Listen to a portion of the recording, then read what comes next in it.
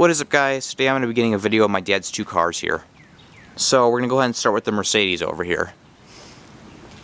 This is my dad's 1992 Mercedes-Benz 300E, which he bought in late 2013, so we could have a daily driver when this car, when we had this thing in the garage all torn apart, and we've kept it ever since. It's a pretty nice car for its age. From being from like 92, this thing is pretty darn nice. It's got a few cosmetic issues like this. This was here ever since he bought it from that guy on Craigslist. This is pretty much the worst damage it's got. I mean, this can easily be replaced. The bumper on it can be replaced. It's pretty much the worst it's got, as I just said. Still got the hood ornament on it. Mercedes-Benz. This car is something most other cars don't have. It's got the windshield wipers on the headlights, actually, which is pretty unique. I've seen a lot of these cars with these taken off, and I think that's because a lot of them just stop like working altogether. I do not believe the ones on this car do still work. I believe the ones on here are like dead. So, but they still do add a cool look to the car overall. So I don't think we'll be taking those off anytime soon. It's a four-door car. This car isn't anything too special, but at the same time, it's not too ordinary either. It's got a lot of cool features on it for its age. Here's the back of it. Lights and everything. This car used to have an automatic antenna on it, which would go up and down when you started it up.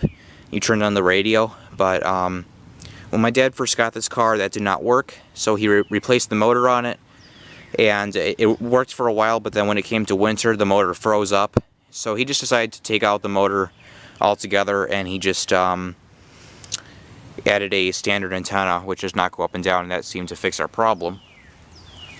Let's go and take a look inside the car. Again, the inside is also pretty nice. Close her up. On the inside we got a cream or beige colored interior, and it's a pretty nice interior. It's nice and padded, and I'll show you guys some interesting things about this car. Let's go ahead and do an overview of it.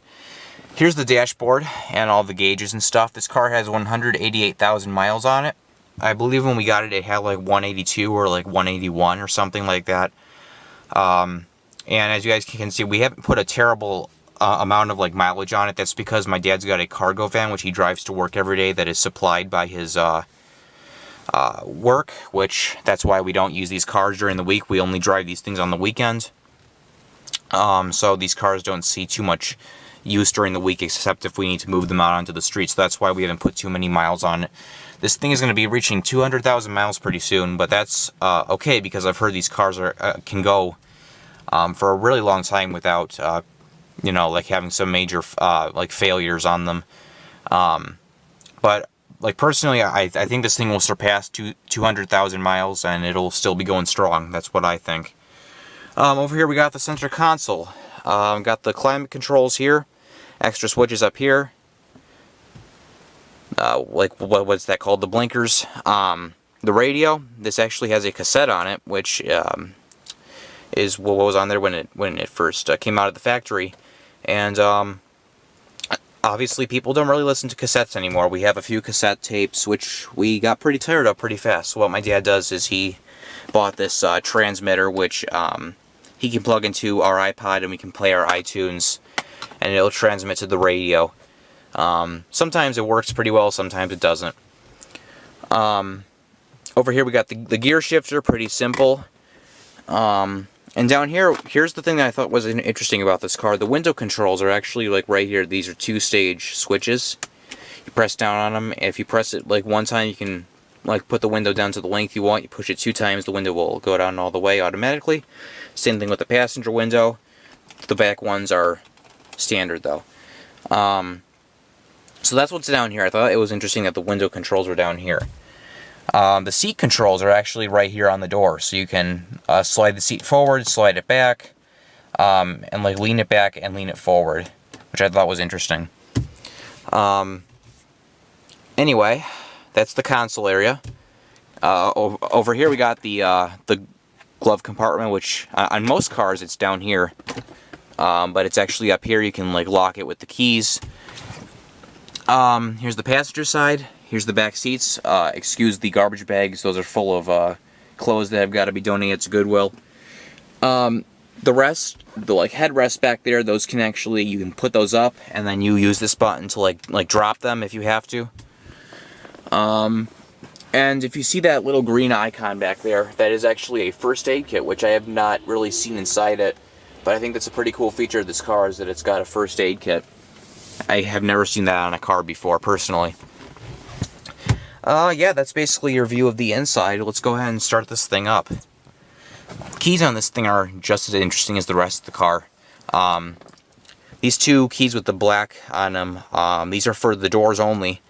And this is for the, to start the car, actually. So, let's go ahead and put the key in, and we'll just turn it to on first. Something to do with the wheel, I think. We gotta replace this switch sometimes. This thing has been giving us trouble ever since we first got this car, so it's just age.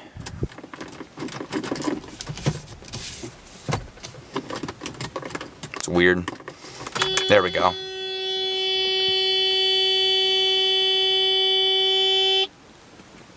Got the buzzer, and I got the radio here, which will go on even if the car is just on. And that's the frequency that we've got it set to transmit on the iPod. The speakers on this thing are getting quite old. You can kind of hear some. This car makes a lot of weird sounds, I can tell you, but the speakers are. The stereo system on this car is incredibly old. Let's go ahead and start it up here.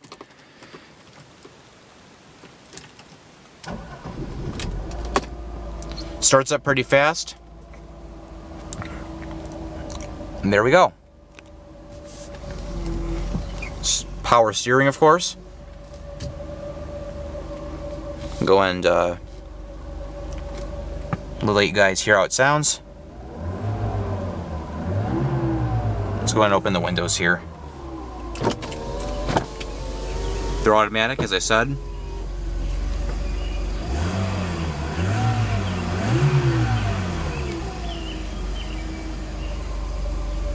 Let's go ahead and put on the blinkers, put on the headlights.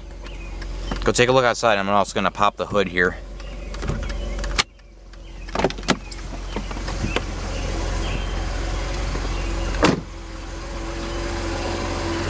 To pop the hood, you have to lift it. This little tab here will pop out. To pull this out all the way, it's kind of hard to do this with one hand. You have to lift the hood. It stays open automatically. Here's the engine. It's a pretty peppy engine, I can tell you that. Headlights, turn signals.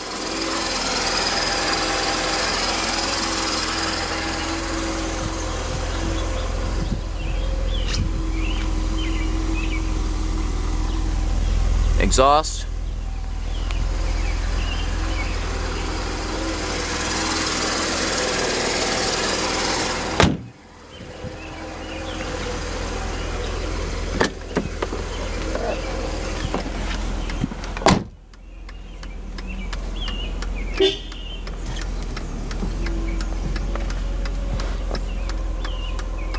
Got the radio, as I said. Let's see if we can go to something else besides 88.5. There we go. I'm sold. Where's it at? Just over at Blue Chip Casino. The game's on 3. Ready? 1, 2, 3. Okay, that bothers me. Let's turn the hazards off and the headlights. Let's go ahead and pop the sunroof. This thing does not slide all the way open, but it pops open like that. Now watch this. Watch the wiper on this car. Like most cars have two wipers. This has a single wiper which goes across the windshield. Should probably spray some. Yeah, it's struggling there. This thing has always struggled ever since we got it. How do we spray fluid on here? There we go. That makes it a little bit easier.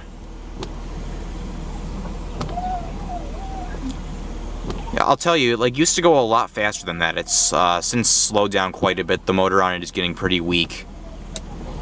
If you turn it on high, then it does a lot better, but it used to go a lot faster on the low setting. Pretty cool. You don't see that on cars too often either. This you have to adjust on, this mirror you have to adjust automatically. That doesn't work too well either, but that one's automatic actually. Yeah, I think that's all there is to show on this car. Oh yeah, I'll go ahead and like demonstrate the drop button for the headrests in the back. Let's go ahead and get a view in the back actually, since you guys haven't really seen a back seat perspective yet.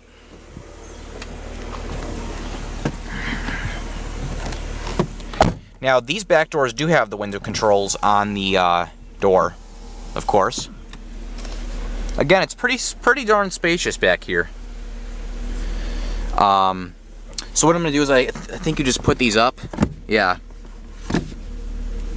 Or I think you have to. I think that's how they lock into. I think they lock into place like that. Then we'll go back up front and press the drop button.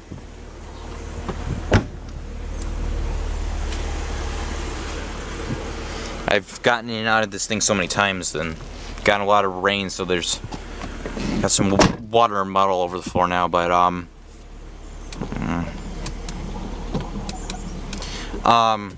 okay, so those are up now. So now we'll watch what happens if I press the drop button. Pretty cool. That's something I've kind of always liked about this car.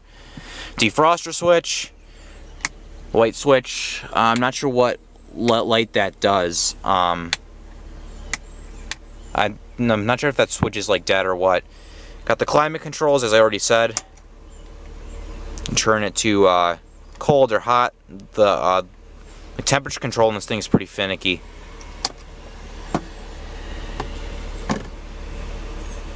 Not sure how to get that to turn on. Let's try that. I'll figure it out someday. It's like not a big deal now. That's the off button. Turns everything off. So yeah, let's go ahead and roll up the windows and shut her down. Overall, this is a pretty nice car, I'll tell you that. It's extremely nice for its age. Let's go ahead and shut her down. Pull the key out.